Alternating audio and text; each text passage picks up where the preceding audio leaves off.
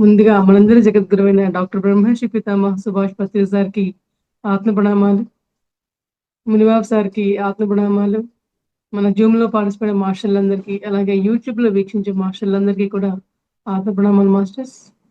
మరి నాకు ఈ యొక్క జ్ఞానాన్ని పంచే అవకాశం ఇచ్చిన మహోతార్ ఫౌండేషన్ వారి శ్రీ రంగనాథ్ సార్ గారికి, మహోతార్ బాబా వారి దివ్యాశీస్సులు నాకు ఎంతో అద్భుతంగా ఉన్నాయి. ఈ యొక్క జూమ్‌లో ఉన్న మెంబర్స్ అందరికీ కూడా, లలిత మేడం గారికి ఆత్మ ప్రణామాలు. Thank you so much masters. Masters, ఈ రోజున మనందరం ఆత్మక్షేత్రం గురించి తెలుసుకుందామండి. మరి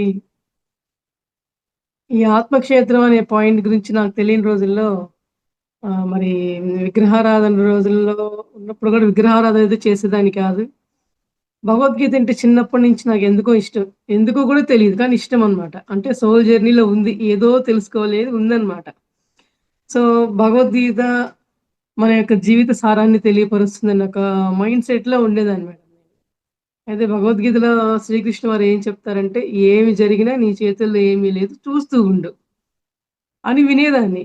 కానీ దాని అర్థం ఏంటి తెలీదు. ఎలా చూస్తూ ఊరుకుంటాం? ఎలా చూస్తూ ఊరుకోవాలి? ఇలా చెప్తున్నారు. కానీ ఏదో ఉండుంటది. ఓకే. అంతవరకు బాగా ఇష్టం అన్నమాట.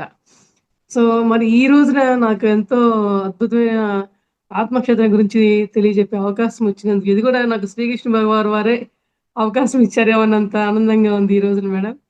ఎందువల్లంటే ఆత్మక్షేత్రం గురించి తెలియాలి అని చెప్పాలి అంటే ఒకళ్ళకి, ముందు అది మనకి అనుభవం రావాలి. నే నా నేను ఆత్మక్షేత్రంలోకి ప్రవేశించానా? ఎలా ప్రవేశించగలిగాను? నేను ఆ అనుభూతిని పొందగలిగానా అనేది వారికుంటే తప్ప ఎదుటి వారికి ఆత్మక్షేత్రం గురించి మనం తెలియజెప్పలేమనమాట. చెప్పకూడదు గూడా. ఏదో ఒక పాఠంలా చెప్పుకుపోయేది కాదిది. ఓకే. అందువల్ల ఏంటంటే మరి నేను గూడా ఆత్మక్షేత్రంలోకి ఆనాపానసతి ధ్యానం ద్వారా అద్భుతంగా అంతరంగంలోకి ప్రవేశించడం అనేది జరిగింది. మరి ఆత్మక్షేత్రాన్ని తెలుసుకొని, నా యొక్క ఆత్మ ప్రయాణం ఈ జన్మలో ఏముంది అనే విషయాన్ని తెలుసుకుంటూ, మరి నేను తెలుసుకున్న ఆ 4 విషయాల్ని పత్రిసారి చెప్పినట్లుగా, ఏ తెలిస్తే బి చెప్పు అన్నట్లుగా, బి తెలిస్తే సి చెప్పు అన్నట్లుగా చెప్తూ అనేది ప్రయాణం కొనసాగుతుంది. మరి ఈ రోజున శ్రీకృష్ణుల వారి భగవద్గీత శ్లోకాలతో మనం మొదలుపెట్టుకుందాం మాస్టర్స్. ఆ శ్లోకాల గురించి మనకేం తెలియజెప్పారు? అందులోని ఆత్మక్షేత్రం జ్ఞానం ఏంటి? అహమాత్మ గుడాకేశ సర్వభూత సేస్థితః. అహమాదిశ్చ మద్యం చ భూతానామంత ఏవ చ. చూడండి. ఆత్మక్షేత్రం గురించి శ్రీకృష్ణుడు వారు ఏం చెప్తున్నారంటే, "ఓ అర్జున, నువ్వు ఎవరివి? ఎవరివి? నువ్వెవరివో నువ్వు తెలుసుకున్నావా? నీ అంతరంగంలోకి నువ్వు ప్రవేశించావా? అసలు నువ్వేంటి నువ్వు తెలుసుకునే ప్రయత్నం అన్నా చేశావా? మరి నువ్వేంటి తెలుసుకునే ప్రయత్నం చేయాలి అంటే, నీకసలు ఏదైనా ఒక సమస్య వచ్చినప్పుడు దాన్ని వేరే విధంగా పరిష్కరించుకోగలుగుతావు. మరి ఆ విధంగా పరిష్కరించుకోగలగాలి అంటే, మరి నువ్వు శరీర క్షేత్రంలో ఉంటే ఆ యొక్క సమస్యని శరీర క్షేత్రం పరంగానే నువ్వు చేస్తూ ఉంటావు. కానీ అది ఏనాటికి కూడా ఆ సమస్య అనేది తీరదు. ఎప్పటికి కూడా తెల్లారే అవకాశమే ఉండదు. కానీ ఆత్మక్షేత్రంలో నువ్వు ఏనాడైతే ప్రవేశిస్తావో, మరి నీ ఆత్మ చెప్పే యొక్క సందేశాన్ని ఎప్పుడైతే నువ్వు వింటూ ఉంటావో, నువ్వు అద్భుతంగా యొక్క సమస్యల్ని పరిష్కరించుకోగలవు అని చెప్పన్నారండి. మరి చూడండి, అప్పటికప్పుడు వచ్చే సమస్యని మామూలుగా అయితే మనం ఎంత కంగారు పడిపోతూ ఉంటాం. నాకు ఈ సమస్య వచ్చింది. నేను దీన్ని ఎట్లా అధిగమించుకోవాలి? ప్రతిదీ కూడా ఈ యొక్క ఈ ఈ ఈ అర్జునుల వారికే కాదండి. ఈ యొక్క శ్లోకం మనకు కూడా ప్రతిదీ మనకి అన్వయించుకునే విషయమే. ఏం తెలుసుకున్నా గూడా మనం. ఓకే. ఇప్పుడు మన జీవితంలో మామూలుగా మనం విగ్రహారాధనలో ఉన్నప్పుడు ఏదైనా సమస్యొస్తే నాకెందుకొచ్చింది? నేనేం పాపం చేశాను? నేనే నాకే ఎందుకు ఇలా రావాలి మనం అనుక్షణం తల్లడిల్లిపోతూ ఉంటాం. మరి అర్జునుల వారు గూడా ఆయనంత మహారాజు, ఆయనంత గొప్ప వ్యక్తి అయినప్పుడు గూడా ఆయన కూడా మనలాగే సామాన్యమైన మానవుల వల్లే ఆయన గూడా కంగారు పడుతూ ఉన్నారనమాట. మరి యుద్ధం వచ్చినప్పుడు మనందరూ గూడా నా బంధువులు, నా స్నేహితులు వీరందరిని ఎలా చంపాలి? అని ఒక ఆదుర్దా పడిపోతూ ఉంటారనమాట. అప్పుడు శ్రీకృష్ణ వారు ఏమంటారంటే, "నువ్వెవరివో తెలుసుకో ముందు. నువ్వెవరివో తెలుసుకుంటే వాళ్ళెవరో నీకు అర్థమవుతుంది. ఎందుకంటే నువ్వెవరివో తెలుసుకుంటే ఒక దివ్యాత్మ స్వరూపుడివి అని తెలుసుకుంటే, వారు కూడా ఒక దివ్యాత్మ స్వరూపులే. నువ్వు చేస్తున్నది నీ యొక్క పర్సనల్ విషయం కాదు. నీ సొంత విషయం కాదు. నీ సొంత పగ కాదు. ఇది ధర్మాన్ని నువ్వు చేయాల్సింది. ధర్మక్షేత్రంలో ఉండాల్సిన పని నువ్వు చేయవలసింది. నువ్వు ధర్మాన్ని నెరవేర్చాలి. అక్కడున్న కౌరవులందరూ కూడా నీ యొక్క చుట్టాలు అనే బంధువుల పరంగా నువ్వు చూడవద్దు. వారందరూ కూడా ఎంతో ఆహ్, స నిరా సక నకారాత్మక పనులు చేసేవాళ్ళుగా నువ్వు భావించాలి. ఆ విధంగా నువ్వు భావిస్తే మాత్రమే వాళ్ళని నువ్వందరిని సంహరించగలవు. అందులో నువ్వు ఆత్మక్షేత్ర పరంగా నువ్వు ఆలోచించగలగాలి గాని, నువ్వు శరీర క్షేత్రంలో ఉండరాదు. అందువల్ల నువ్వెవరో నువ్వు తెలుసుకుంటే, మరి నీవు ఆత్మక్షేత్రంలోకి ప్రవేశించగలవని చెప్పని తెలియజపరుస్తూ ఉంటారు మాస్టర్స్. అవునా అండి. మరి మనం కూడా మన జీవితంలో వచ్చే కష్టాలన్నిటిని కూడా మనమెవరో మనం తెలుసుకుంటూ, మనకొచ్చిన కష్టాలు గూడా ఇలా ఎందుకొచ్చింది? ఈ కష్టాలన్నింటిని గూడా నేనే ఎంపిక చేసుకొని తెచ్చుకున్నవే. ఆత్మలోకాల నుంచి భూలోకంలోకొచ్చే సమయంలో, ఈ యొక్క కర్మలన్నిటిని గూడా ప్రక్షాళన చేసుకోవడం కోసం నేను తెచ్చుకున్నవే. నా బంధువులు, నా స్నేహితుల విషయంలో వచ్చినప్పుడు గూడా, మరి నేను ఎటువంటి ఆ యొక్క స్టెప్ తీసుకోవాలి అనే విషయాన్ని నేను ఆత్మపరంగానే ఆలోచించాలే తప్ప, మరి మా యొక్క కుటుంబ పరంగా మనం ఏ రోజు గూడా ఆలోచించకూడదు. సపోజ్ ఇప్పుడు చూడండి మన మన ప్రాక్టికల్ లైఫ్‌లో మనకేమైనా కష్టాలొస్తాయండి. మన వాళ్ళకొస్తాయి, మన స్నేహితులకొస్తాయి. మనకేముందిలే, మనకేం అవసరంలే, వాళ్ళ అవసరం వాళ్ళే తీర్చుకుంటారు. వాళ్ళ కష్టాలేదో వాళ్ళే పడతారు. వాళ్ళకి తెలీదా అంటే మనం అలా నిర్లక్ష్యంగా ఉండరాదు. నువ్వు సహాయం చేసే సమయంలో వాళ్ళు పరులా నీవారా అనే విషయాన్ని నువ్వు అటువంటి అజ్ఞలో నువ్వు ఉండరాదు. ఆత్మక్షేత్రపరంగా నువ్వు ఆలోచించినప్పుడు నువ్వు సహాయం చేయవలసొస్తే పరులైనా ఒకటే, తనవారైనా ఒకటే, పరుల వారైనా ఒకటే అనే విషయం నువ్వు తెలుసుకుంటూ ఉండాలి. ఆ విధంగా నువ్వు తెలుసుకోగలిగిన సమయం ఎప్పుడొస్తుంది అంటే, నీకు ధ్యానంలో మాత్రమే తన, మన ఆ యొక్క బంధాల గురించి ఈ యొక్క విచక్షణ జ్ఞానం తెలిసేది నువ్వు ఆత్మక్షేత్రంలో ప్రవేశించే సమయం నీకు ధ్యానం వల్లనే వస్తుంది. ధ్యానం వల్లే సంప్రాప్తిస్తుంది అని చెప్తూ ఉన్నారు మై ఫ్రెండ్స్. మరి ఇంకా ఏమని చెప్పారంటే, మరి నేను ఆత్మ అంటే నేను అనే ఎరుకని తీసుకొచ్చుకోవడమే ఆత్మ అనేది తెలుసుకునే ఎరుకని చెప్తున్నారు మాస్టర్స్. అయితే మరి చిన్నప్పుడు నేనే, పెద్ద వయసొచ్చినప్పుడు నేనే, మధ్య వయసొచ్చినప్పుడు నేనే, ముసలి వయసొచ్చినప్పుడు నేనే, మరి మరణం సంభవించే సమయంలోనూ నేనే.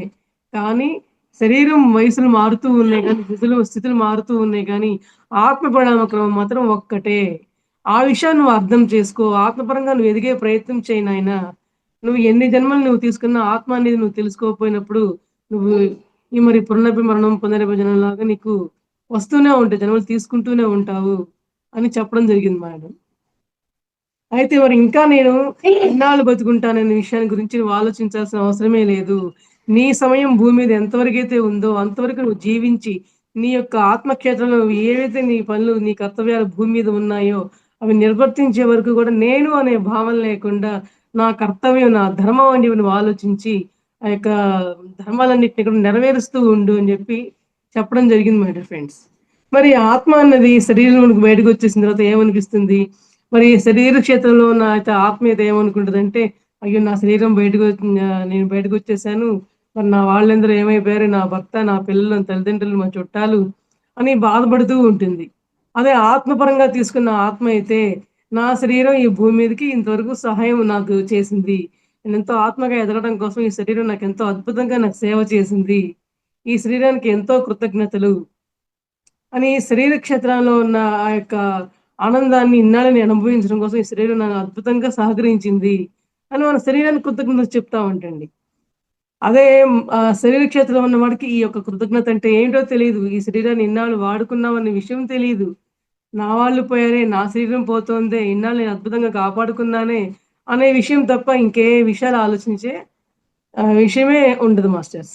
అందువల్లేంటి మన భగవద్గీత శ్లోకాలన్నీ గూడా ప్రతి శ్లోకం, ప్రతి లైన్, ప్రతి అక్షరం కూడా మన జీవితానికి అన్వయించుకునేదేనండి. మరి ఇక్కడ రాముడు ఏం చేస్తున్నాడని చెప్పి ఏమీ లేదు. మరి నువ్వెవరు కృష్ణ అని చెప్పి అన్నప్పుడు, మరి నేను చెప్పేది నీకు అర్థమవుతోందా? నువ్వు ఆత్మపరంగా ఎదుగుతున్నావా లేదా? నిన్ను నువ్వు ప్రశ్నించుకో. నీ అంతరంగంలో నువ్వు ప్రవేశిస్తున్నావా లేదా? అనే విషయం నువ్వు ఎరుకలో ఉంటున్నావా లేదా? అని తెలియపరుస్తూ ఉన్నారన్నమాట. మరి అర్థం కాకపోవడంలో ఏమాత్రం ఆశ్చర్యం లేదు. ఎందుకంటే అర్జునుడికి శ్రీకృష్ణుని వారు ఎన్ని సార్లు ఆత్మబోధ చేస్తున్నా గూడా ఆయన శరీర క్షేత్రంలో ఉన్నారు గాబట్టి ఆయన అర్థం చేసుకోలేకపోతున్నారు. మరి శరీర క్షేత్రంలో ఉన్నవాళ్ళు మరి ఆత్మక్షేత్రంలోకి రావాలి అంటే మరి నిరంతర ప్రయాణం సాధన చేస్తూనే ఉండాలి. ఆనాపానసతి ధ్యానం చేస్తూనే ఉండాలి. మరి శ్రీకృష్ణుల వారు గూడా ఆ యుగంలో "నువ్వు ధ్యానం చెయ్యి నాన్న. నువ్వు అంతరంగంలో నువ్వు ప్రయాణం చెయ్యి. నువ్వు ఆత్మక్షేత్రంలో ప్రయాణం చెయ్యి. నీ కర్తవ్యం ఏంటో, నీ ధర్మం ఏంటో నువ్వు తెలుసుకోగలవు" అని జెప్పి తెలియపరుస్తూ ఉన్నారండి. ఇప్పుడు ఆహ్, ఇప్పుడు ఏదైనా సరే మనం ప్రాక్టికల్‌గా మనకు అనుభవం ఉండాలండి. అర్జునుడు ఏమైతే చేస్తున్నాడో, ఏదైతే శరీర క్షేత్రంలోనే ఉన్నాడో ఆయన, మనం ఏ క్షేత్రంలో ఉన్నాము. ఎందుకంటే మనం ఇప్పుడు కలియుగంలో ఉన్నాం. కలియుగంలో ఉన్నప్పుడు మనం ఈ యొక్క శ్రీకృష్ణ వారు ఏం చెప్పారు అర్జునుల వారికి, మరి ఆయన ఎంతవరకు ఆ రోజుల్లో ఉన్నారు. మనం ఈ రోజున ఈ యొక్క కలియుగంలో ఉన్నప్పుడు ఈ ఆనాపానసతి ధ్యానం చేస్తూ, మరి నిరంతర ప్రయాణంలో మనం చక్కగా కొండల కోనలకు వెళ్ళాల్సిన అవసరమే లేకుండా ఇంట్లోనే మరి మధ్య మార్గం జీవితంలో జీవిస్తూ, మరి ఆత్మక్షేత్రంలోకి నువ్వు ప్రయాణం చేయగలుగుతున్నావా లేదా అనే ప్రయత్నం మనం ఈనాటికి మనం చేస్తున్నామంటే, మరి అర్జునుల వారి కంటే కూడా మనం ఇంకా గొప్పవాళ్ళం మాస్టర్స్. అందువల్ల ఏంటంటే మనం ఆత్మక్షేత్రంలో ఉన్నాం కనుకనే ఆత్మక్షేత్రం యొక్క గొప్పతనాన్ని తెలుసుకునే ప్రయత్నం మనం ఈ కలికాలంలో కూడా మనం చేయగలుగుతున్నాము అనే విషయాన్ని మనం బాగా అర్థం చేసుకోవాలండి. చూడండి, ఇది తెలుసుకోవడం అనేది కష్టతరమైతుంది. కష్టమే. కానీ కష్టమా అంటే కష్టము, తేలిక అంటే తేలిక. ఇది విచిత్ర విరుద్ధ సిద్ధాంతానికి సంబంధించిందనమాట. మరి చూడండి, కష్టమా అని అనుకుంటే ఎప్పటికి కష్టమే. ఈ ప్రయత్నం ఎప్పటికి కూడా ఫలించదనమాట. కానీ తేలిక అని ఎప్పుడు అనిపిస్తుందో నీ అంతరంగ ప్రయాణం నువ్వు చేస్తే, నువ్వు ఆనాపానసతి ధ్యానం చేస్తే, నీలోకి నువ్వు ప్రయాణం చేసినప్పుడు మాత్రమే నీ అంతరార్థాన్ని, నీ యొక్క ఆత్మకథను నువ్వు తెలుసుకున్నావు అనే విషయం అర్థమవుతుందండి. అప్పుడది తేలికవుతుంది. ధ్యానం చేస్తేనేమో తేలిక, ధ్యానం చేయకపోతేనేమో కష్టము. మరి చూడండి, అంతకుముందు మరి నేను ఈ ధ్యానంలోకొచ్చి 4 ఇయర్స్ అవుతుంది మాస్టర్స్. అంతకుముందు నాకు ఆత్మజ్ఞానం అంటే, బ్రహ్మజ్ఞానం అంటే, ఈ శ్రీకృష్ణ అని చెప్పి ఈ శ్లోకాలు ఇయన్నీ కూడా ఒక పదాల రూపంలో మాత్రమే విన్నా.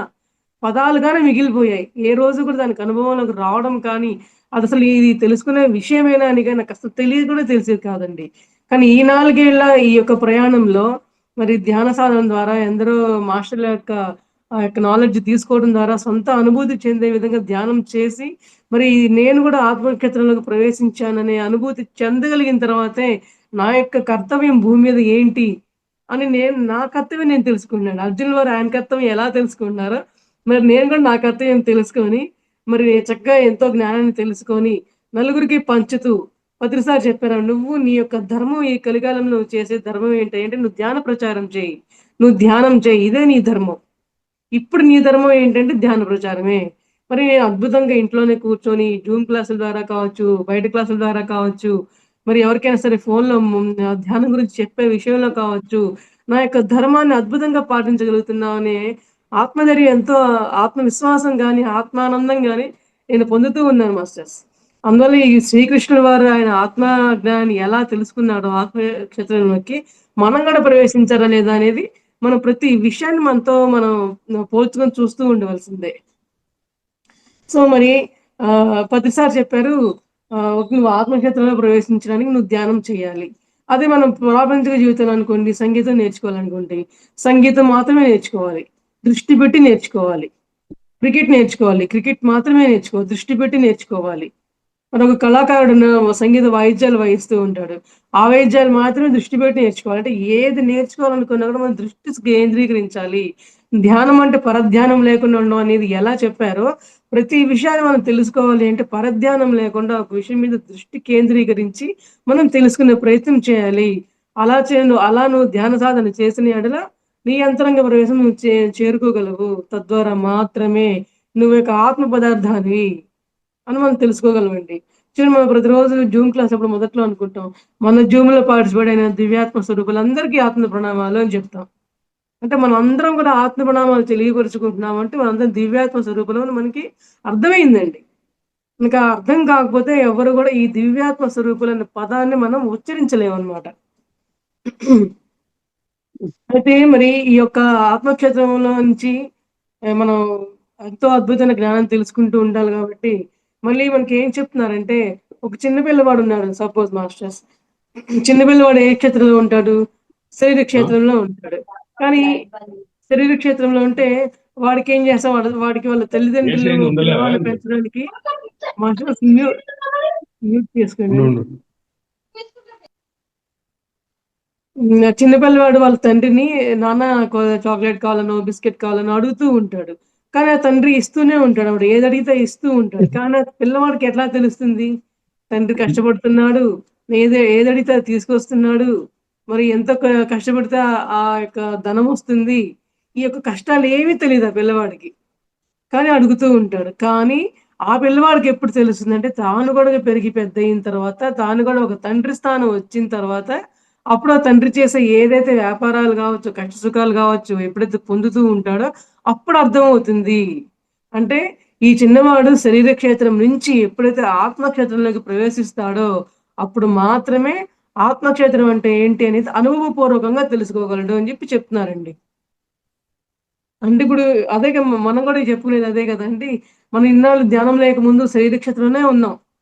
ధ్యానం ఎప్పుడైతే మనం తెలుసుకున్నామో, ఎప్పుడైతే అంతరంగ ప్రయాణం చేశామో, అప్పటినుంచే మనం ఆత్మ క్షేత్రంలోకి ప్రవేశించడం జరిగింది. మనందరం కూడా ఆత్మలము.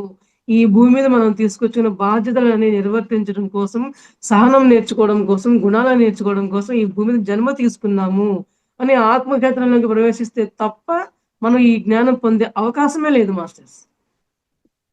మరి అలాగే ఆత్మతత్వం గురించి తెలుసుకోవాలి అంటే, ఈ శరీర క్షేత్రంలో ఉన్న మానవుడు ఆత్మ క్షేత్రంలోకి ప్రవేశించగలగాలి.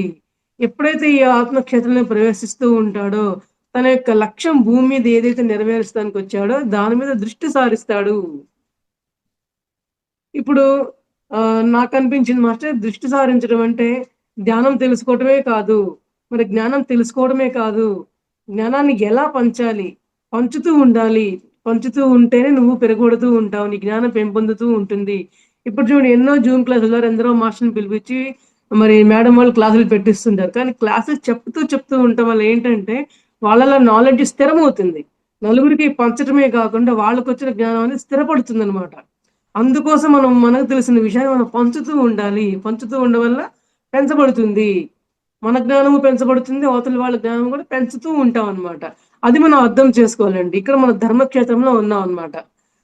శరీర క్షేత్రం నుంచి ఆత్మక్షేత్రంలోకొచ్చాం. ఆత్మక్షేత్రం నుంచి ధర్మక్షేత్రంలోకొచ్చామనమాట. హ్మ్. అయితే మరి ఈ అర్జునుడికి ఎంత మాత్రం తెలీదనమాట. భగవద్గీత చెప్పాడు పెద్దాయన.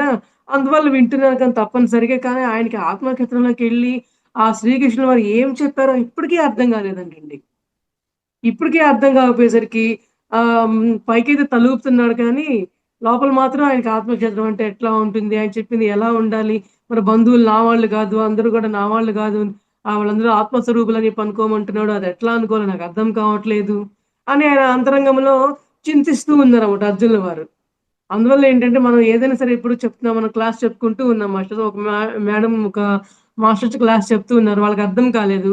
అడగడానికి ఇబ్బంది పడి, అర్థమైనట్లే తలూపుతూ కూర్చుంటే, వాళ్ళకెప్పటికీ ఆ విషయం అర్థం కాదు. ఒక స్కూల్‌లో పిల్లవాడు టీచర్ చెప్పే లెసన్ వింటూ ఉన్నప్పుడు, మధ్యలో వచ్చిన అనుమానాన్ని తీర్చుకోకపోతే, వాడికి ఆ డౌట్ అనేది ఎప్పటికీ వాడికి తీరదనమాట. ఆ క్వెషన్‌గానే ఉండిపోతుంది. అట్లాగే అర్జునుల వారు కూడా శ్రీకృష్ణ వారు చెప్పే ఈ ఆత్మక్షేత్రం యొక్క ఆత్మ బోధని అర్థం చేసుకోలేకపోతే ఆయన ఎప్పటికి కూడా శరీర క్షేత్రంలోనే పడి కొట్టుకుంటూ ఉంటారు. అని ఇవన్నీ కూడా ప్రతి విషయాన్ని కూడా మన మానవులం మన జీవితాన్ని మనం అన్వయించుకోవడం కోసమే ఈ యొక్క గాథలన్నీ కూడా మనం తెలియపరుస్తూ ఉందని తెలుసుకోవాలి మాస్టర్స్. మరి భగవద్గీత విన్న అర్జునుడికి ఎన్నాళ్ళకి భగవద్గీత అంటే ఏంటో అర్థం కాలేదు. మరి ఎప్పటికి అర్థం చేసుకుంటాడు? అని శ్రీకృష్ణ వారు అనుకుంటూ ఉండగా అర్జునుల వారు చెప్తారు అర్జున శ్రీకృష్ణ అయ్యా నాకేంటి ఆత్మక్షేత్రంలోకి నేను ప్రవేశం చేయలేకపోతున్నాను. మరి నాకు ఏంటి శరణాగతి జ్ఞానాన్ని ప్రబోధించండి అని చెప్పని అంటూ ఉంటారు మాస్టర్స్. అంటూ ఉన్నప్పుడు శ్రీకృష్ణ వారు నాయన నువ్వు అంతరంగ ప్రయాణం చెయ్యి, నువ్వు ధ్యానం చెయ్యి, ఆనాపానసతి ధ్యానం చెయ్యి అని శ్రీకృష్ణ వారు బోధిస్తూనే ఉన్నారు మాస్టర్స్. అట్లాగే మన ప్రతిసారి ఇప్పుడు మనందరికీ ఎట్లా ఈ యొక్క ధ్యానాన్ని మరి పంచుతూ ఉన్నారో, పెంచబడుతూ ఉన్నారో, మరి ఆ రోజుల నుంచి ఈ రోజుకి కూడా ఆ ధ్యానం అనేది అంత అద్భుతమైనది అనే విషయం మనం తెలుసుకోవడం కోసమే ఇయన్నీ గూడా మనకు తెలియపరుస్తూ ఉన్నారండి. మరి చూడండి ఒక 3 ఏళ్ల పిల్లవాడు అడుగుతాడంట వాళ్ళ తండ్రిని, "నాన్న నేనెట్లా పుట్టాను? నాన్న నేనెట్లా పుట్టాను?" అడుగుతాడంటండి. అడిగినప్పుడు మరి వాడి యొక్క స్థాయి ఏ విధంగా ఉంటుంది? శరీర స్థాయిలో ఉంటుంది. శరీర క్షేత్రంలో ఉండడు ఆ పిల్లవాడు. తండ్రి ఏం చెప్తాడు? శారీరకంగా మరి శరీరంలో నుంచి నువ్వు పుడతావు నాయనా అని చెప్పి చెప్తాడు. వాడికి అంత మాత్రం చెప్తేనే అర్థమవుతుంది. అదే మరి జన్మలు తీసుకుంటూ వచ్చాము. ఎన్ని కర్మలు మన కర్మానుసారం జన్మ తీసుకుంటాము అని ఎన్ని చెప్తే పిల్లోడికన్నా అర్థమవుతాయా అండి? అర్థం కావు గదా! ఎందుకంటే వాడు శరీర క్షేత్రంలో ఉన్నాడు కాబట్టి వాడికి శరీర క్షేత్రంలోనే సమాధానం చెప్పబడాలి. వాడు ఎదిగిన తర్వాత వాడంతట వాడే ధ్యానం చేసి, అంతరంగ ప్రయాణం చేసి, నేను నా యొక్క జన్మ లక్ష్యం ఏంటి? నేను ఎలా పుట్టాను? ఈ యొక్క భూమి మీద నా యొక్క ప్రయాణం ఏ విధంగా కొనసాగుతుందనే విషయాన్ని అప్పుడు తెలుసుకుంటాడని చెప్పి తెలియపరుస్తూ ఉన్నారండి. మరి అంతే అందుకే క్షేత్రంలో కాకుండా ఆత్మక్షేత్రంలో ఉన్న వాళ్ళకి మాత్రమే ఆ స్థాయి సంబంధించిన విషయాలు మాత్రం చెప్తూ ఉండాలని చెప్తూ ఉన్నారనమాట. చూడండి ఇప్పుడు హిరణ్యకశిపులు వారు ప్రహ్లాదుడిని మరి ఆయనేమో ప్రహ్లాదుడేమో ఆత్మక్షేత్రంలో ఉంటాడు. హిరణ్యకశిపుడేమో శరీర క్షేత్రంలో ఉంటారు. మరి శరీర క్షేత్రంలో ఉన్నాడు కాబట్టే మరి ప్రహ్లాదుడిని పైనుంచి పడేస్తాడు. అయినా కూడా చావరు. మరి పాములతో కరిపిస్తారు. మరి కొడవలతో కొట్టిపిస్తారు. ఎన్నెన్ని విషప్రయోగం చేస్తారు.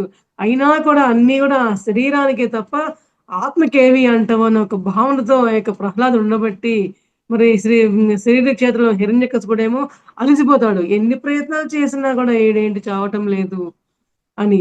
మరి ఆత్మక్షేత్రంలో ఉన్న ఈ యొక్క ప్రహ్లాదుడు ఏమనుకుంటాడు, నవ్వుకుంటూ ఉంటాడు. తండ్రి గారు నువ్వెప్పుడు ఆత్మక్షేత్రంలోకి నువ్వు ప్రవేశం జరుగుతుందో నీకప్పుడు అర్థమవుతుంది. ఈ శరీరం శాశ్వతం కాదు. ఆత్మ శాశ్వతం అని, ఈ యొక్క ఆత్మ యొక్క గొప్పతనం నువ్వు ఎప్పుడు తెలుసుకుంటావు అనే విషయం అనేది ప్రహ్లాదుడు ఆలోచిస్తూ ఉంటాడంట మాస్టర్స్. ఇవాళ మేడం నాకు చిన్న హెల్త్ ప్రాబ్లమ్ ఉందన్నమాట. మధ్యాహ్నం నుంచి కడుపులో అస్సలేం బాగుండలే. జర్నీ చేసి వచ్చాం కదా! దానివల్ల ఏమో క్లాస్ తీసుకోనా వద్దా అని చెప్పి నేను ఫస్ట్ డౌట్ పడ్డాను. డౌట్ పడ్డప్పుడు నేను ఒకటే అనుకున్నాను. ఈ శరీరానికొచ్చింది అనే కంటే నేను ఆత్మస్వరూపురాలని చెప్పి నేను ఆలోచించగలిగానో, నా దృష్టంతా నేను క్లాస్ చెప్పాలి. ఈరోజు ఎట్లైనా సరే నేను ఈ విషయాన్ని నేను అందరితో పంచుకోవాలి. నా ఆత్మక్షేత్రం యొక్క స్థాయిని నేను ఎలా గమనించుకున్నానో, నేను అందులోకి ఎలా ప్రవేశించగలిగానో, నా శరీరంలో ఉన్న ఇప్పటికి ఉన్న యొక్క రుగ్మతను పక్కన పెట్టి ఎలా మాట్లాడుతున్నాననేది ఆత్మకే తెలియాలి, మాస్టర్‌లకే తెలియాలి. మరి మహోదర్ బాబా వారే మనకి ఈ యొక్క సందేశాలు మన ద్వారా ఇప్పిస్తున్నారన్న భావంతో నేను ఈ రోజున క్లాస్ తీసుకోవడం జరిగింది మేడం. అంత ఆహ్, ప్రాబ్లమ్‌లో మనం ఎవరైతే వద్దన్నాను కూడా చెప్పు మేడంకి అని. లేదు లేదు నాకివాళ ఇది చెప్పవలసిందే అని పట్టుదలగా నేను చెప్పడం మొదలుపెట్టాను మేడం. ఎందుకంటే ఇది నాకు కూడా సంబంధించింది ఈ రోజున అనిపించింది. నేను శరీర క్షేత్రానికి విలువివ్వలేదు. ఆ యొక్క బాధను కూడా నేను అనే భావన లేకుండా ఆత్మక్షేత్రం నుంచి నేను ప్రవేశించిన ఈ యొక్క జ్ఞానాన్ని నేను పంచడానికి సిద్ధపడ్డాను అన్న పాయింట్‌ని నేను నా ఆత్మపరంగా నేను గూడా ఆ అనుభవపూర్వకంగా నేను తెలుసుకోవాలి అనే విధంగా నేను రావడం జరిగిందనమాట. మరి గౌతమ బుద్ధుల వారిని చంపడానికి కోసం అంగుళీమాలుడు వస్తాడనమాట. నిన్ను చంపేస్తా, నీ శరీరాన్ని నరికేస్తా, ముక్కలు చేసేస్తా అంటూ. కానీ చేయగలిగాడా? ఏమీ చేయలేకపోయాడు. ఎందుకు చేయలేకపోయాడంటే, "నాయన నువ్వు ధ్యానం చెయ్యి నాయన" అని చెప్పారంటండి అంగుళీమాలుడికి గౌతమ బుద్ధుల వారు. అవునా! ధ్యానం చేయనా? ధ్యానం అంటే ఏంటి? అని అడగ్గాల్నే అంగుళీమాలుడికి ధ్యానం చేసే విధానం చెప్పారన్నమాట. "నువ్వు ఆనాపానసతి ధ్యానం చెయ్యి నాయనా" అని చెప్పని.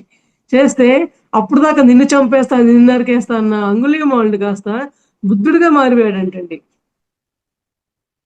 చూడండి. ఆ యొక్క ధ్యానం గొప్పతనం ఎంత అద్భుతంగా ఉంటుందో, అప్పటిదాకా చంపేస్తా, నరికేస్తా అనే వ్యక్తి అంత సాధువులా మారిపోయాడు, బుద్ధుడిలా మారిపోయాడు. బుద్ధత్వం వచ్చేసింది. మరి ఆ రోజుల్లోనే కాదు, ఆ కాలమే కాదు, ఈ కాలమనే కాదు, ఏ కాలమైనా సరే ధ్యానం అనేది ప్రతి ఒక్కళ్ళకి గూడా శరణాగతి అని తెలుసుకోవడం కోసమే ఇవన్నీ గూడా రకరకాల జ్ఞానాలనమాట. ఓకే అండి. మరి అంగుళీమాల గురించి మనం తెలుసుకున్నాం ఇప్పుడు. మరి ఈ రాముల వారు మరి రామాయణంలో ఏం తెలుసుకున్నారంటే ఆహ్, ఆయన ఎంతో ఆత్మస్వరూపుడు. మరి రాముడు అంటే అర్థం ఏంటి? ఆనంద స్వరూపుడు. మరి ఎంతో ఉదార స్వభావుడు అని చెప్పని అర్థాలున్నాయండి. మరి ఆనంద స్వరూపుడు అని ఎందుకు అన్నారంటే, ఆయన నిత్యం ఆనందంలో ఉంటారు. నిత్యం ఆనందంలో ఎందుకుంటారంటే, ఆయన ఆనంద స్వరూపుడు ఎందుకన్నారంటే, ఆయన నిరంతరం ఆత్మక్షేత్రంలో వర్ధిల్లుతూ ఉంటారండి. నిరంతరం ధ్యానంలో ఉంటారు. వారందరూ గూడా పరమ గురువులందరూ గూడా అందరూ నిరంతర ధ్యాన నిమగ్నులై ఉంటారు. వాళ్ళెప్పుడు గూడా ఆత్మక్షేత్రంలో విరాజిల్లుతూ ఉంటారనమాట. అందువల్ల వాళ్ళేంటంటే ఎప్పుడు గూడా నిరాటంకమైన చిరుమందహాసంతో నిరాటంకమైన ఆనందంగా జీవిస్తూ ఉంటారు కాబట్టి, మనం వారిని చూసి మరి వారి యొక్క జీవన గమనాన్ని మనం గూడా మన జీవితాల్లో అన్వయించుకొని, మనం గూడా నిత్యం ఎటువంటి సమస్య వచ్చినప్పటికీ వస్తుంది. జన్మ తీసుకున్నప్పుడు మనిషికి కష్టాలు వస్తూనే ఉంటాయి. ఏవైనా వస్తూనే ఉంటాయి. కానీ ఆ సమయాల్లో కూడా నువ్వు ఎలా జీవిస్తున్నావు? నువ్వు మన పరమ గురువులు చెప్పే యొక్క జ్ఞానాన్ని నువ్వు తీసుకొని నీ జీవితానికి నువ్వు అన్వయించుకుంటున్నావు అనే విషయం మనకు చాలా ముఖ్యమైనది మేడం మాస్టర్స్. అందువల్ల మనం గూడా రాముల వారిలాగా నిత్య ఆనందమయ స్వరూపుడిలాగా మనం జీవిస్తూ ఉండాలని చెప్పి మనకు తెలియపరుస్తూ ఉన్నారు. మరి ఇప్పుడు మనం సీతాదేవి గురించి తెలుసుకుందామండి. సీతాదేవి మరి ఆవిడ ఎంత సౌమ్యంగా ఉంటారు. ఎంత ప్రేమ స్వభావిని, ఎంత సరళమైన, ఆహ్లాదకరమైన యొక్క వ్యక్తిత్వం కలిగిన వ్యక్తి అన్నమాట. కానీ మనమేమనుకుంటామంటే సీతాదేవికి ఎన్ని కష్టాలు, ఆవిడని రావణాసురుడు ఎంతో ఇబ్బంది పట్టి తీసుకెళ్ళిపోతాడు.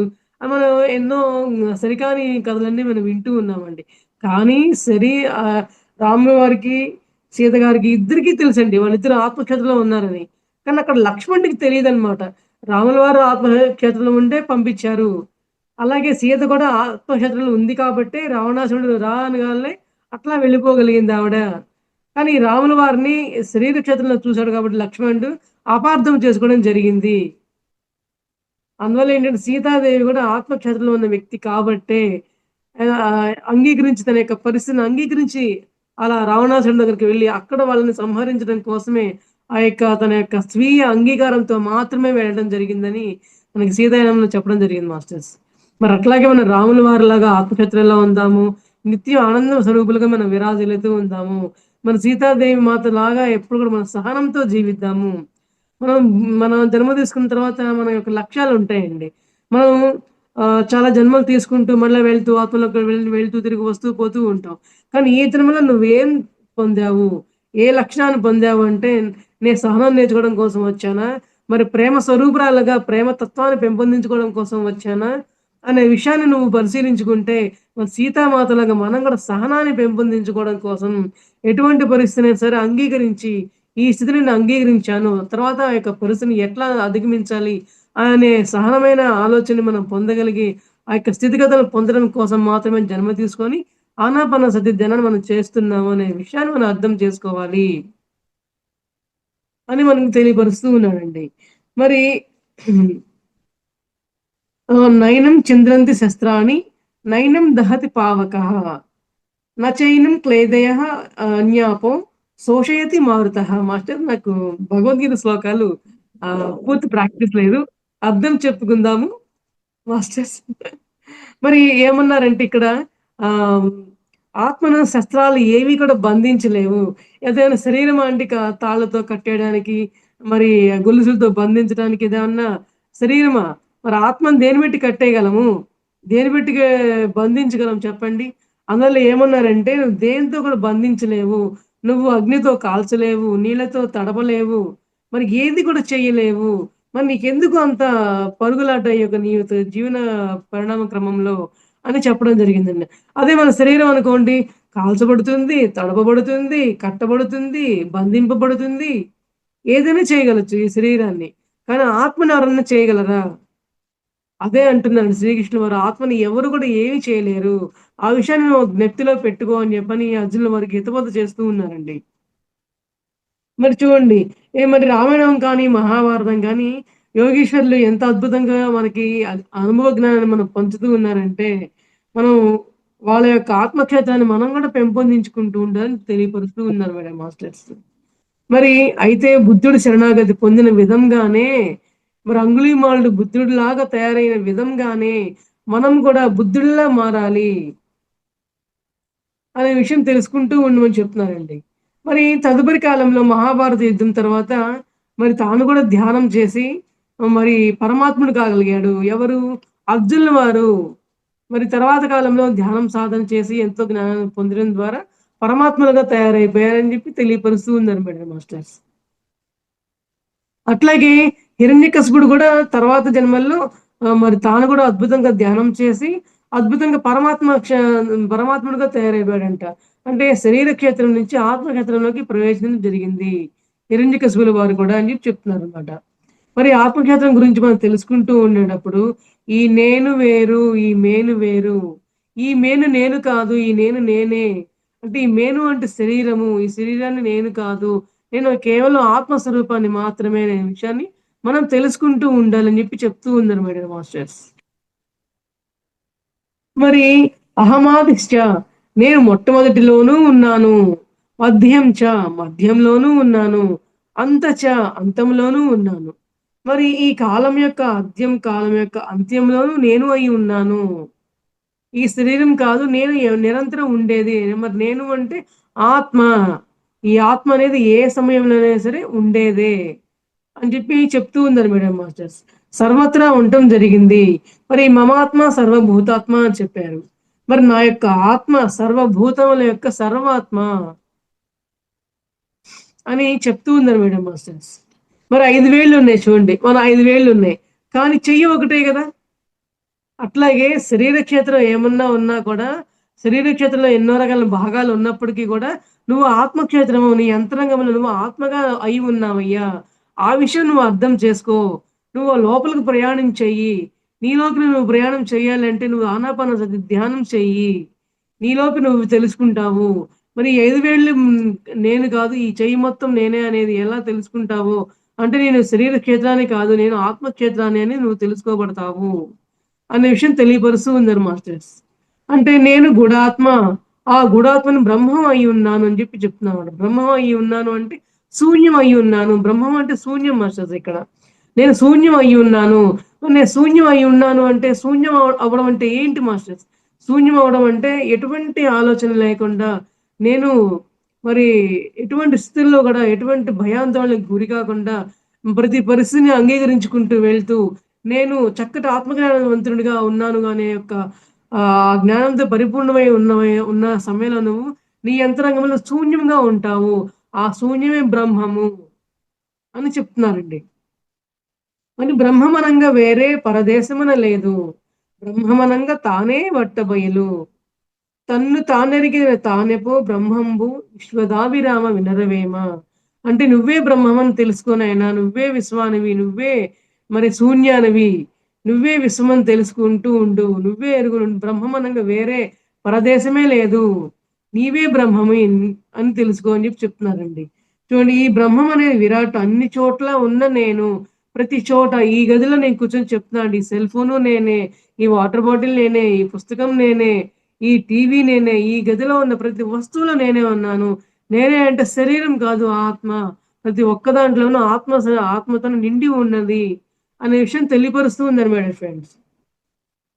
మరలా అర్జునుడి శ్రీకృష్ణుడు వారు అడిగారన్నమాట, "నువ్వెవరివయ్యా నువ్వు?" అంటే, "నేను ఆత్మస్వరూపుడిని" అని చెప్పాడంటండి ఇక్కడ.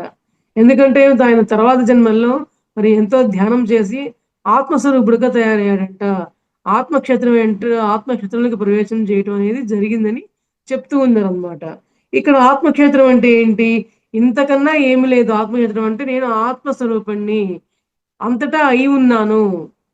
ప్రతి దాంట్లోనూ నేనే అయి ఉన్నాను అనే విషయం తెలుసుకోవడమే అని చెప్తూ ఉన్నారన్నమాట. మరి శరీర క్షేత్రం అంటే లక్ష్మణుడు, ఆత్మక్షేత్రం అంటే సీత. అంతే గదండీ! మరి ఈ శరీర క్షేత్రంలో అర్జునుడు ఉన్నాడు. తర్వాత ఆత్మక్షేత్రంలో శ్రీకృష్ణుల వారున్నారు. కాబట్టే ఆయన ఎప్పటికప్పుడు అహమాత్మ గుడాకేశ, నువ్వు తెలుసుకున్నావా లేదా? నిన్ను నువ్వు తెలుసుకుంటూ ఉండు. నువ్వు ఎవరివి? అనే విషయాన్ని తెలియపరుస్తూనే ఉన్నారండి. ఎందుకంటే ఆయన ఎప్పుడు కూడా ఆత్మక్షేత్రంలోనే ఉంటాడనమాట శ్రీకృష్ణుల వారు. అట్లా ఇప్పుడు మనం కూడా నిరంతరం మనం అందరం ప్రశ్నించుకుంటూ ఉండాలి. నేను ఆత్మక్షేత్రంలో ఉన్నానా? మరి శరీర క్షేత్రంలో మాత్రమే ఇంకా ఉన్నానా? నువ్వు ధ్యానం చేస్తున్నావు, జ్ఞానం వింటున్నావు, ధ్యానం పంచుతున్నావు.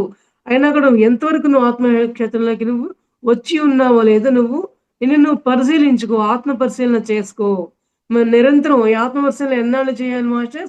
మరణకాలం ఉన్నంత వరకు, మరణానంతరం వరకు కూడా నీ యొక్క ఆత్మ పరిశీలన చేసుకుంటూ ఉంటేనే నువ్వు శరీర క్షేత్రంలో ఉన్నావా? ఆత్మ క్షేత్రంలో ఉన్నావా? అనే విషయాన్ని మనం చూసుకుంటూ ఉండాలి. అంటే మన వాక్కు ద్వారా, మన యొక్క చూపు ద్వారా, మన యొక్క భావన ద్వారా, మన యొక్క చేష్ట ద్వారా నువ్వు ఆత్మక్షేత్రంలో ఉన్నావా? లేదా? అనే విషయాన్ని నువ్వు ఎరుకలో ఉంచుకుంటూ ఉండు. వినడం వరకేనా? ఆచరించడంలో కూడా ఉన్నావా? అనే విషయాన్ని మనం ప్రతిరోజు గూడా మరి శ్రీకృష్ణుల వారు అర్జునుడు గారిని వేసే ప్రతి ప్రశ్నలోనూ మనం ఉన్నాం మాస్టర్స్. ప్రతి ప్రశ్న మన కోసమే.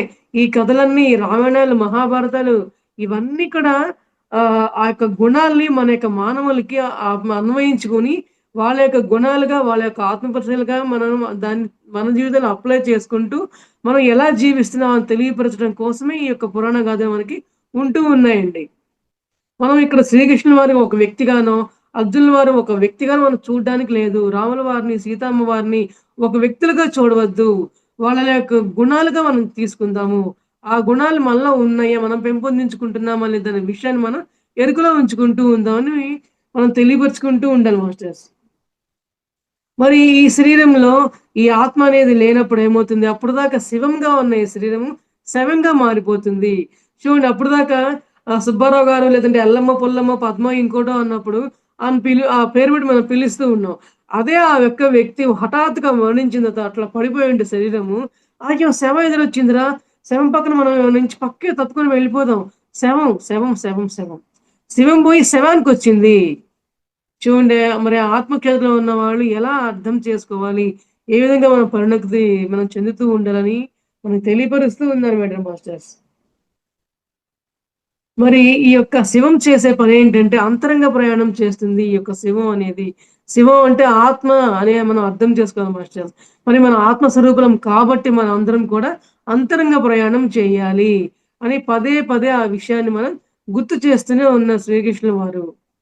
మరి ప్రతిసారి ఏమంటారంటే శ్రీకృష్ణుడు అంటే అర్థం ఏంటి అంటే ప్రతి ఒక్కళ్ళు శ్రీకృష్ణ వారు మహాభారతంలో అర్జునుడికి హితబోధ చేశాడు అని చెప్పని అంటూ ఉంటారు. అది రకమైన కోణంలో అయితే శ్రీకృష్ణుడు అంటే అర్థం ఏంటంటే ధ్యానము. శ్రీకృష్ణుల వారు అంటేనే ధ్యానము, ధ్యానము అంటేనే శ్రీకృష్ణుల వారు అని చెప్పడం జరిగింది మాస్టర్స్. అందువల్ల ఏంటంటే మనం అందరం కూడా శ్రీకృష్ణులమే. మనం అందరం కూడా కృష్ణులమే అని అంటారండి ప్రతిసారి. ఎవరైతే ధ్యానం చేస్తాడో వాడు కృష్ణుడే. ఎవరైతే ధ్యానం చెయ్యరో వాడు అర్జునుడే అని అట్లా పోల్చారండి. అప్పుడు మనం అర్థం చేసుకోవాలి. మనం అర్జునులుగా ఉన్నామా? శ్రీకృష్ణులుగా ఉన్నామా? మన శివాలుగా ఉన్నామా? శవాలుగా ఉన్నామా? అంటే శరీరం పక్కన పడిపోతేనే శవం కాదు మాస్టర్. ఎటువంటి జ్ఞానం లేకుండా, జ్ఞానం ఉన్నా కూడా అజ్ఞానంగా ప్రవర్తిస్తూ, అజ్ఞానంగా ఆలోచిస్తూ ఎప్పుడైతే మనం మన జీవన క్రమను కొనసాగిస్తూ ఉంటుందో మనందరం కూడా శవాలమే. బతికున్న శవాలం. అంటే మనం శవాలుగా ఉన్నామా? శివంగా ఉందామా? అనే విషయాన్ని మనమే నిర్ణయించుకోవాలి. మరి మనమే అర్థం చేసుకోవాలి. ఆత్మక్షేత్రంలో ప్రవేశించాలి అంటే నువ్వు ధ్యానం చేయాలి నాయనా అనే విషయాన్ని మరలా మరలా జ్ఞప్తి చేస్తూ ఉన్నారు అని చెప్పి చెప్తున్నారండి. మరి మిత్రులారా ఈరోజు మనం మనకి గురువుగారు ఏం తెలియపరుస్తారంటే మీరందరూ శరీర క్షేత్రంలో ఉన్నవారా? ఆత్మ క్షేత్రంలో ఉన్నవారా? అనే విషయాన్ని తెలుసుకుంటూ ఉండండి. మరి ఈ యొక్క తెలుసుకుంటూ ఉండేదాన్నేమో క్షేత్రజ్ఞుడు అంటాడంటండి. మరి శరీర క్షేత్రాలు తెలుసుకునే వాళ్ళనేమో క్షేత్రజ్ఞుడు అంటారు. ఆత్మక్షేత్రం గురించి తెలుసుకునే వాళ్ళనేమో ఆత్మక్షేత్రజ్ఞుడు అంటారండి. చూడండి ఈ యొక్క ఆ తేడా గమనించండి మాస్టర్స్. క్షేత్రజ్ఞుడు అంటే శరీర జ్ఞానం గురించి తెలుసుకునేవాళ్ళు. ఆత్మక్షేత్రజ్ఞుడు అంటే అంతరంగ ప్రయాణం చేసి ఆత్మ ఏంటో తెలుసుకునే ప్రయత్నం చేసేవాడిని ఆత్మక్షేత్రజ్ఞుడు అంటారు. అంటే ఇప్పుడు మనందరం ఎవరు? ఆత్మక్షేత్రజ్ఞులము. మనం అందరం కూడా శివాలము, ఆత్మక్షేత్రజ్ఞులము, కృష్ణుళ్ళము, ఆత్మస్వరూపులము, దివి నుంచి భువికి దిగి వచ్చిన దివ్యాత్మ స్వరూపులం మనం అందరం కూడా అనే విషయాన్ని మనం నిరంతరం కూడా ఎప్పుడు జ్ఞప్తిలో ఉంచుకుంటూ ఉండవాలి మాస్టర్స్. చూడండి మరి యేసు ప్రభువు గారు ఆయన యొక్క ఆత్మస్వరూపాన్ని తెలుసుకున్నారు. కాబట్టి ఆయన ఎవరిని ఎంత హింసించినా కూడా ఆయన ఎవరిని హింసించినా కూడా చిన్న పిల్లవాడునైనా, పసిపిల్లవాడునైనా వాళ్ళని క్షమించి వదిలేసేసేయి. వాడే తెలుసుకున్నప్పుడు తెలుసుకుంటాడులే. ఈరోజు శరీర క్షేత్రంలో ఉన్నవాడు రేపు ధ్యానం చేసి తెలుసుకోకపోతాడా? ఏదో ఒక రోజున క్షేత్రంలోకి ప్రవేశించలేకపోతాడా? క్షమించివేయి నాయనా అని చెప్పి అంటాడండి యేసుప్రభువుల వారు. మరి అంతమంది ఇప్పుడు మనం ఏం తెలుసుకోవాలి? యేసుప్రభువులాగా మనలో కూడా ఆ యొక్క కరుణా స్వభావం ఉందా లేదా? సీతామాతలాగా యొక్క సహనం ఉందా లేదా? మరి అర్జునుడిలాగా మనలో ధ్యానం ఉందా లేదా? మరి అర్జునుడిలాగా మనలో మనందరం కూడా ఆత్మక్షేత్రం కాదా? అనే విషయాన్ని ప్రతిదీ కూడా మనల్ని అవగతం చేసుకుంటూ ఉండమన్నారండి. మరి ఇక్కడ మహమ్మద్ ప్రవక్త గురించి కూడా మనం తెలుసుకుందామండి. మహమ్మద్ ప్రవక్తల గురించి తెలుసుకునేటప్పుడు ఏం చేయాలంటే, ఒక అతను వచ్చి మహమ్మద్ గొంతు మీద కత్తి పెట్టి నిన్ను చంపేస్తా అని చెప్పి అంటూ ఉంటాడంటండి. నువ్వు చంపేసేయ్ నాయనా, నువ్వు చంపేసేయ్ నాయనా అని చెప్పి అంటూ ఉంటాడు. ఈయనేంటి కత్తి పెట్టినాయనా దొండగుడు ఏంటి నన్ను చంపేస్తా అంటే భయపడకుండా నన్ను చంపేసేయ్ అంటాడేంటి మహమ్మద్ ప్రవక్త? అని ఆశ్చర్యపోతూ, "ఏంటి నీకు భయమేమి లేదా? నేను చంపేస్తా అంటుంటే, ఓకే నీ ఇష్టం కానీ అంటున్నావు. నీకేం భయం లేదా?" అంటాడంటండి. అన్నప్పుడు ఏమంటే, "నేను ఒక ఆత్మస్వరూపుడిని. నేను ఒక ఆత్మని. నాకు భయం ఏంటి? ఆత్మకు భయం ఏంటి? నేను నేను శరీరానికి అయితే కదా! ఈ శరీరం శాశ్వతమైతే కదా నేను బాధపడాల్సింది.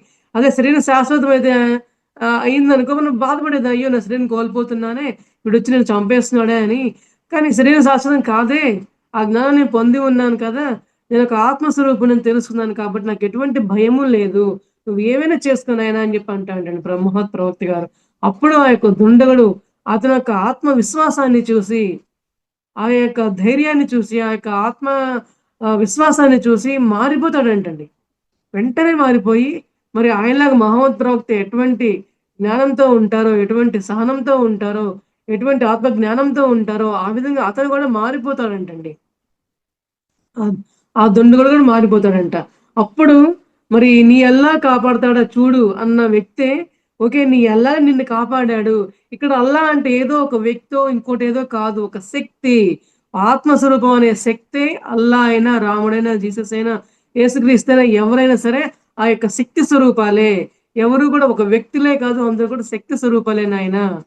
అందరం కూడా ఆత్మక్షేత్రాలే మనం అందరం కూడా. అటువంటి భావనలో ఉన్నప్పుడు నాకు భయమేంటి? అని ఎప్పుడైతే మహమ్మద్ ప్రవక్త అన్నారో, ఆ దుండగుడు అద్భుతంగా మహమ్మద్ ప్రవక్తలాగా మారిపోతాడు. శరీర క్షేత్రం నుంచి ఆత్మ క్షేత్రంలోకి ప్రవేశం అనేది జరిగిపోతూ ఉందండి. ఇందాక చూడండి అంగుళీమాలుడు కూడా ఏమన్నాడు? అంగుళీమాలుడు బుద్ధుడిని నిన్ను చంపేస్తా, నిన్ను చంపేస్తా అని చివరికి ఆయన కూడా ఎట్లా బుద్ధుడిగా మారిపోయాడో, మరి హిట్లర్ కూడా అందరిని చంపేస్తా, చంపేస్తా అని ఒకనాడు మొత్తాన్ని చంపేసి, మరలా తర్వాత జన్మలో ఆయన ధ్యానం చేసి ఎట్లా గొప్పవాడిగా మారాడో, అట్లాగే మరి ఈ యొక్క మహమ్మద్ ప్రవక్త మీద కూడా కత్తి పెట్టిన ఆ దుండగుడు కూడా నిన్ను చంపేస్తా, నీ అల్లా కాపాడుతాడు, ఎవరు కాపాడుతాడు నేను చూస్తానన్న వ్యక్తి కాస్త మరి ఈ యొక్క శక్తి అనేది ఉంది. వ్యక్తి కాదు శక్తి అనేది ఉంది. అందువల్ల నేను కూడా ఆత్మక్షేత్రంలోకి మారిపోతాను అని మారిపోయాడంటండి. అంటే చూడండి ఇక్కడ ఒక పాయింట్ మనం చెప్పుకుందాం. మనకి జ్ఞానం రావాలి అంటే ఒకే ఒక్క నిమిషంలో రాగలదంటండి. ఇది మన ఓషా గారు అష్టావక్ర గీతలో చెప్పడం జరిగిందనమాట. గుర్రం మీద కూర్చున్న ఒక వ్యక్తి కాలు ఇటు నుంచి ఇటు తీసే లోపుగా ఆత్మజ్ఞానం పొందొచ్చంటండి. పొందలేని వ్యక్తి ఎన్ని జన్మలు తీసుకున్నా పొందలేడు. పొందాలి అనుకుని తాపన పడేవాడు ఒక అంటే రెప్పపాటు క్షణంలో అనమాట అర్థం. రెప్పపాటు క్షణం అయినా సరే నువ్వు ఆత్మజ్ఞానం పొందగలవు. ఆత్మక్షేత్రంలోకి నువ్వు రాగలవు. ఆత్మక్షేత్రజ్ఞుడిగా నువ్వు మారిపోగలవు అని చెప్పని తెలియపరుస్తూ ఉందన్నమాట మాస్టర్స్. అందువల్ల మనందరం కూడా మరి యేసుక్రీస్తులాగా ఉన్నామా? మహమ్మద్ ప్రవక్తల్లాగా ఉన్నామా? కృష్ణుడిలాగా ఉన్నామా? రాముల వారిలాగా ఉన్నామా? సీతాదేవిలా ఉన్నామా? బుద్ధుడిలాగా ఉన్నామా? మరి ఇందరి మహానుభావులు మనకు తెలియపరిచే యొక్క ఆత్మ జ్ఞానం ఏమిటి?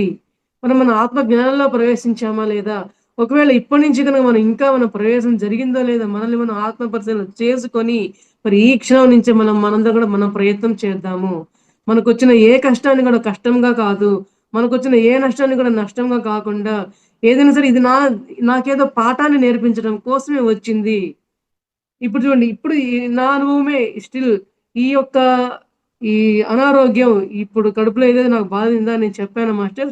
ఆ సమస్య నేను ఇవాళ గనుక ఈ జ్ఞానాన్ని పంచకపోతే పక్కనే కూర్చొని అబ్బా! అమ్మ అంటూ పక్కన కూర్చొని సమయాన్నంతా వృధా చేస్తూ ఉండేదాన్ని. ఖచ్చితంగా వృధా చేసేదాన్నండి. అంటే మనం ధ్యానం చేసుకుంటాం. ఆ సమయంలో పిరమిడ్ పెట్టుకొని ధ్యానం చేసుకుంటాము.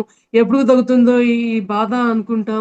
కానీ ఎప్పుడైతే నేను ఆత్మని ఈ శరీరానికొచ్చింది అని చెప్పి నేను అర్థం చేసుకొని ప్రతి విషయాన్ని మరొక 2 ఏళ్ల నుంచి నేను పడ్డ ఎన్నో శారీరక రుగ్మతలు కావచ్చు. నేను వాటి నుంచి ఆత్మని నేను అని తెలుసుకొని ఏ విధంగా నీ యొక్క ఆత్మజ్ఞానం అందరికి పంచుతూ నా ప్రయాణం కొనసాగుతూ ఉందో, మరి ఈ రోజుకి కూడా నా అటువంటి అనుభవాన్ని ఇవ్వడం జరిగింది మాస్టర్స్. మరి ఎంతో మనం కలికాలంలో ఉన్నామా, ఏ కాలంలో ఉన్నామా అని కాదు. నేను ఆత్మక్షేత్రజ్ఞురాలిని అవ్వాలి. ఆత్మక్షేత్రంలో నేను ఉన్నాను ఒక పట్టుదల. నా మీద ఒక ఆత్మవిశ్వాసము. ఈ ఆత్మవిశ్వాసమే మనల్ని నడిపిస్తూ ఉంటుంది. అనే విషయాన్ని నాకు అనుభవపూర్వకంగా మరి శ్రీకృష్ణ భగవాన్ వారు ఆ 2 పద్యాల ద్వారా, శ్లోకాల ద్వారా అర్జునుల వారికి ఏదైతే మరి సందేశాలను ఇచ్చే ప్రయత్నం చేశారో, ఆ సందేశాన్ని మరి నా యొక్క జీవితంలో కూడా నేను అప్లై చేసుకుంటూ, మనందరం కూడా ఆ యొక్క ప్రయాణం చేస్తూ ఉండాలనే విషయాన్ని మరి యొక్క పంచుకోవడం అనేది జరిగింది మాస్టర్స్ ఈ రోజున. మరి మనందరం కూడా అందరిలాగా ఆత్మక్షేత్రాలకు ప్రయాణం చేద్దాము. ఈ రోజు నుంచి, ఈ క్షణం నుంచే ఎప్పటినుంచో కూడా కాదు మాస్టర్స్. ప్రతిరోజు కూడా ఆత్మపరిశీలన చేసుకుంటూ ఉందాము. మనందరం కూడా మరి ఉదయం నుంచి రాత్రి వరకు కూడా మనం చేసే ప్రతి చేష్ట, భావన, ఆలోచన అనుక్షణం పరిశీలించుకుంటూ ఉందాము. మరి ఈ యొక్క జ్ఞానాన్ని పంచుకునే అవకాశం ఇచ్చిన రంగనాథ్ సార్‌కి, లలిత మేడం గారికి, జూమ్‌లో పార్టిసిపేట్ అయిన ఆత్మ స్వరూపులందరికీ కూడా ఆత్మ ప్రణామాలు తెలియపరుస్తున్నాను masters. Thank you so much.